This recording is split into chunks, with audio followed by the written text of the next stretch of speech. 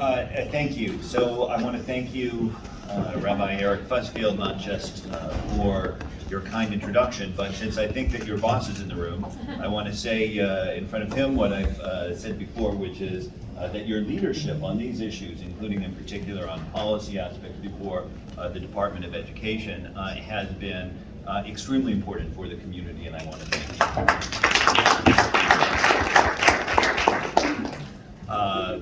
Special Envoy Carr, friends, and I think what CAM is doing here is very important. I recall when David Wasserman Schultz and others first established the Jewish American Heritage Month. I thought it was important. I had no idea how important it would be. She made a very interesting and possibly troubling comment earlier today when she suggested that Jewish American Heritage Month is not about Israel, nor even about anti-Semitism. And yet here we are at this breakfast talking about almost nothing other than anti-Semitism, and I think the question is, are we talking about the wrong things? And I will tell you that in my personal view, we should not, on Jewish American Heritage Month, be talking about anti-Semitism, unless it is absolutely crucial that we do so. After all, the point of a Jewish Heritage Month, Jewish American Heritage Month, is to talk about the great contributions of Jewish Americans in a range of fields, from literature and the arts to academia and so on and so forth. That's what we should be talking about, unless we cannot avoid talking about something that is more important. And it is with some bitterness mixed with admiration that I say that CAM has really nailed it. That while we would like to be talking exclusively about the good of Jewish America's involvement with the United States, we can't, in the capital of the United States, not talk about the great hazard that we're facing as Jews and as Americans.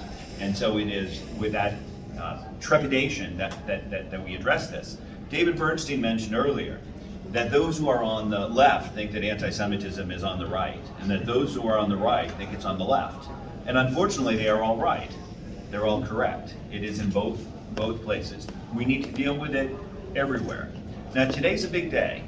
I'm not sure if you're aware, but just a couple of hours ago in Jerusalem, Governor DeSantis of Florida signed HB 269, which is an important tool in addressing the rise of right-wing anti-Semitism with various street offenses littering neighborhoods throughout America, including in particular recently Florida, with the vilest neo-Nazi anti-Jewish propaganda, as well as projecting despicable anti-Jewish symbols and messages on buildings, desecrating public institutions, and harassing Jewish Americans and others on the streets of Florida. I am hopeful that this new bill will provide some tools for addressing the extreme right-wing anti-Semitism. Much of the time, the Brandeis Center deals with other forms of anti-Semitism, including left-wing and anti-Zionist anti-Semitism on the streets. And for that, where there is often a question of identifying what is and what is not anti-Semitism, there is no substitute for IHRA. And that will be my message today, accept no substitutions.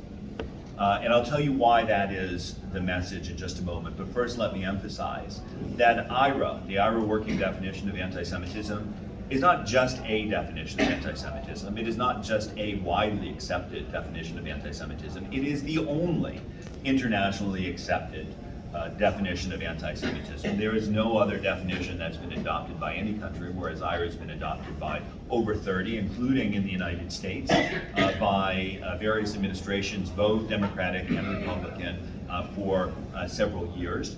There are often debates about whether institutions should or should not adopt IHRA, but often this debate takes place within the context of institutions that are already responsible for it, which is to say, under Executive Order 13899, certain executive officials need to use IHRA as a means of evaluating conduct such as alleged anti-Semitism on college campuses, and that is as it should be.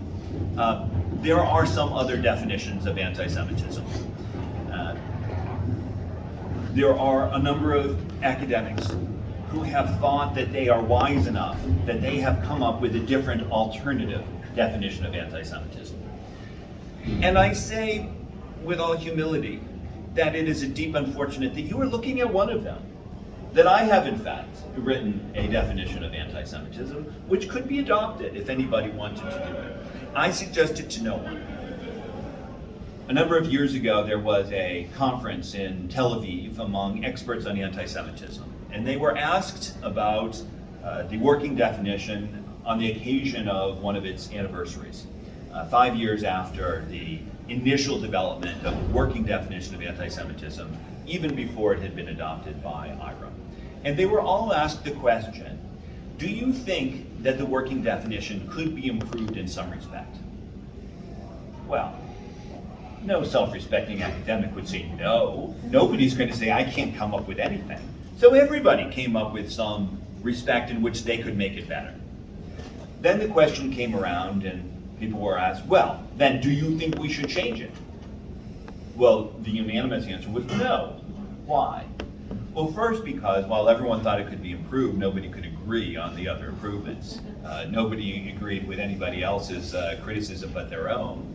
And second, because there was a general understanding that there is great value in a standard, in a widely accepted definition of anti-Semitism. That's partly because one of the purposes of IHRA is to provide for comparisons of data sets across jurisdictions so that one could figure out whether France was handling anti-Semitism as well or better than Germany or Austria or some other countries. So it's useful to have consistency. But there was also a broader sense that it is important to have a definition which has garnered acceptance and get behind that.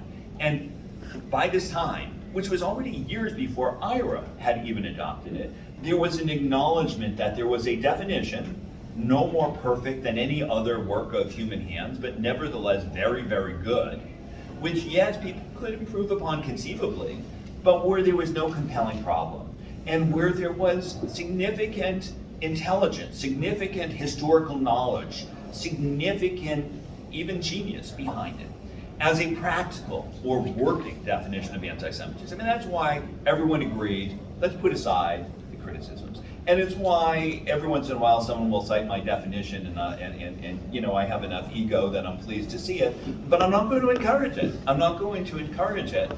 You will see efforts to say there's not just one IHRA working definition, there are these other alternatives, maybe one named after a city, another named after, I don't know, a car or something. People will come up with other sorts of alternatives, and God bless them, that's fine. But if we're serious about fighting anti-Semitism, on the left as well as on the right, I think it is important to put aside some of the individual ideas that some of us might have about how we might make something better or worse or different, and to acknowledge that there is great value to having a standard which could be understood by all universities around the country, by other sorts of institutions, something that has been acknowledged and accepted by administrations, Democratic and Republican, throughout the United States, which has now been embraced either by gubernatorial executive order or by congressional legislation now in more than half of our states, and which has been used by over 30 of our allies as well. The IHRA working definition, some people say that it should be used because the Jewish community is behind it. And in fact, while the Jewish community is not unanimous, there are an extraordinary range of Jewish groups that have been pushing it and pushing it hard. But the IHRA definition isn't right because it's ours. It's ours because it's right. It's a definition that has developed through an international interparliamentary process in many different countries over a period of years. It is a standard, it is the standard. And I would say that while there may be efforts to go in a different direction, this is the direction that we have come behind, and it is the direction which is, I think, our best alternative for now. Thank you.